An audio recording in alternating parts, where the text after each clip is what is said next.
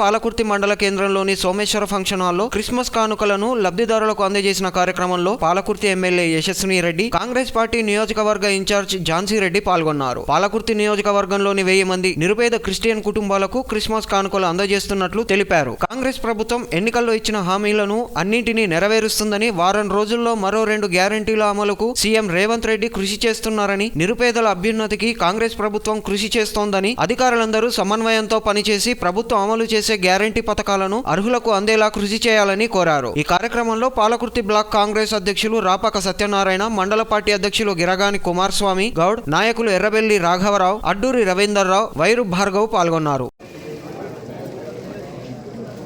వేదిక మీద ఉన్న పెద్దలకి మరి అట్లనే ఇక్కడికి విచ్చేసిన ప్రజలందరికీ కూడా పేరు పేరున నా నమస్కారాలు. ఈరోజు ఇక్కడ క్రిస్మస్ వేడుకలు అందరికీ అడ్వాన్స్డ్ మెరీ క్రిస్మస్.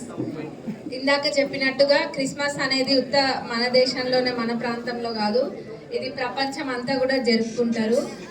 క్రిస్మస్ అందరికీ మళ్ళీ ఇంకొకసారి అడ్వాన్స్డ్ మెరీ క్రిస్మస్. ఇట్లనే ఇప్పుడు ఎట్లయితే బ్లెస్సింగ్స్ ఇచ్చిండ్రో అట్లనే బ్లెస్సింగ్స్ ఎప్పుడు అందరి మీద, పాలకుర్తి ప్రజలందరి మీద బ్లెస్సింగ్స్ ఉండాలి. Thank you. అదేవిధంగా పాస్టర్లందరికీ క్రిస్మస్ శుభాకాంక్షలు తెలియజేసుకుంటూ, ఈరోజు క్రిస్మస్ పండుగను ప్రపంచ దేశాలలో మంచి పండుగ యేసు ప్రభు ఇవ్వాలని